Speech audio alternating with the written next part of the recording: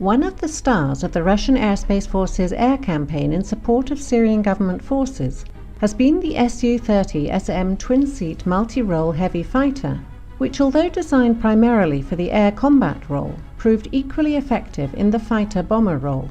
The Su-30 design dates back to the late 1980s, with the first flight being made in 1989.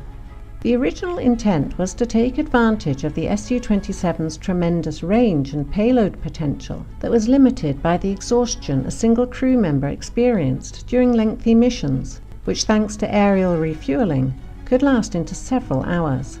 Adding a second crew member would reduce the pilot's workload considerably and, moreover, enable the crew to handle a wider array of weapons and sensors.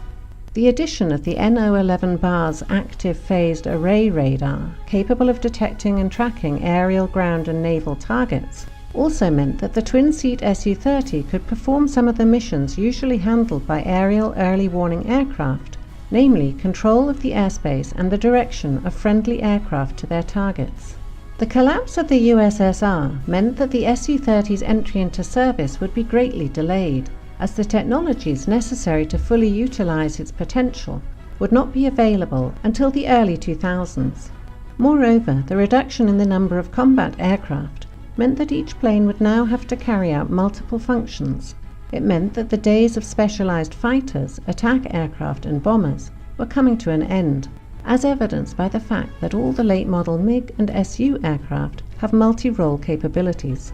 The Su-30 was not an exception. The Su-30M2, which began entering Russian fighter regiments in 2010, and the Su-30SM, which followed 2 years later, can use a wide range of unguided and guided air-to-ground weapons, including medium-range air-to-surface missiles like the Kh-29 and Kh-59, and satellite-guided bombs, in addition to the full array of advanced air-to-air weapons, including the RVV-SD active radar homing missile, which is often seen carried by Su-30SMs and Su-35s over Syria, as insurance against NATO fighters' interference. The Su-30 also proved to be a remarkable export success. It turned out that many countries around the world, including India, China, Malaysia, Venezuela, Indonesia, Uganda, Vietnam, Kazakhstan and Algeria, also had a need for a powerful long-range fighter aircraft capable of handling a wide range of missions, and could not afford to procure equivalent Western aircraft, such as the F-15. Since many of these countries participate in joint exercises with Western air forces, these exports made it possible to evaluate the Su-30 against its contemporaries. It is a testimony to the basic Sukhoi design that the addition of the second crew member and the expansion of its capabilities did not affect its original air-to-air mission, for the Su-30 has excelled whenever pitted against Western aircraft, such as the F-15, F-16, FA-18 and the Eurofighter Typhoon. There are no indications that the Su-30 has ever faced the fifth-generation F-22 in such matchups, but even though the US fighter is on paper more modern than the Sukhoi design, the outcome of such a matchup would be a far from foregone conclusion. It is entirely possible that the Su-30 could defeat the F-22, whose flaws and limitations have been carefully kept out of the public view, thanks to a combination of passive infrared detection devices that are particularly effective against fast-flying high-altitude targets, which tend to present a strong infrared signature against the background of cold sky, and a comprehensive electronic countermeasures suite comparable to that mounted on the Su-34 bomber. With a total of 116 Su-30 aircraft currently in service or on order for the Russian Airspace Forces and Naval Aviation, and several hundred more aircraft in use around the world, it is clear that the Su-30 will remain a major workhorse for decades to come, even though it may be overshadowed in Russian service by the Su-35 and the T-50. The basic design still retains considerable modernization potential.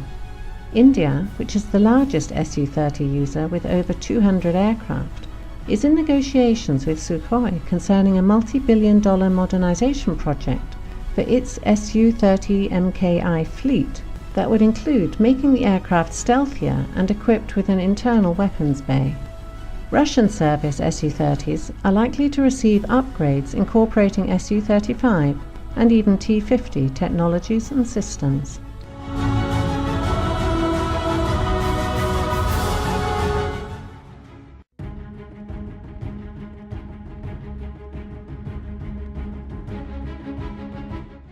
Russian media reported in recent weeks two new developments concerning the PAK-FA, or the Future Aviation System of Frontal Aviation. In addition to the news of the 6th T-50 prototype taken to the air and 5 additional ones being in advanced stages of construction, the Russian media reported that the T-50 would enter service with the Russian Aerospace Forces already in 2017, in other words, in little more than a year. The aircraft series production would commence the same year. It is quite a milestone for this highly ambitious aircraft program that began comparatively recently in 2001 when the Ministry of Defense issued its final list of specifications for the aircraft, though preliminary research on the prospective successors to the Su-27 and MiG-31 fighters was launched already in the 1980s. These specifications included super maneuverability comparable to, if not better than, displayed by the Su-27, super cruise, or the ability to travel at supersonic speeds without the use of afterburner, multi-role capabilities including the ability to engage air, land, and naval targets with a wide spectrum of long-range guided munitions, advanced electronic suite in the form of an active phase array radar with near 360-degree coverage thanks to the side and aft-looking aerials and so-called glass cockpit that allows the pilot to avoid being overwhelmed by information, and of course stealth or low observability in both active and passive sense of the word, with the T-50 being able to engage targets without the use of its own onboard radar. Contrary to much negative propaganda emanating from Sukhoi's Western competitors, the T-50 project development turned out to be smoother than many anticipated, largely thanks to the parallel evolution of the Su-27 family of aircraft, which was used to test and improve new technologies before incorporating them into the T-50. In that respect, it may well be that Sukhoi has taken over from Lockheed Martin as the world's foremost fighter aircraft design bureau, as the long list of developmental problems experienced by both the F-22 and F-35 programs suggests that its design culture was disrupted by the multiple defense mergers of the 1990s. Which means that, whereas the T-50 stands on the shoulders of the Su-27 family, the F-35 is being designed as if it were the first product of a newly constituted design bureau. The planned 2017 service entry date will only be another milestone in the life of the T-50 program, with many to follow. The initial frontline squadron aircraft will most likely be narrowly capable air combat machines, just as the initial Su-27 fighters were. It will simply be the spear tip of a new era of Russian military aviation. However, just as the Su-27 spawned the Su-30, 33, 34 and 35, which now collectively comprise the backbone of the Russian Aerospace Forces, the T-50 will similarly acquire new capabilities and serve as the springboard for spin-off models, so that in a few decades' time the T-50 will be the backbone of the Aerospace Forces, likely supplemented by smaller MiG fighters, combat drones, and possibly even the 6th generation fighter.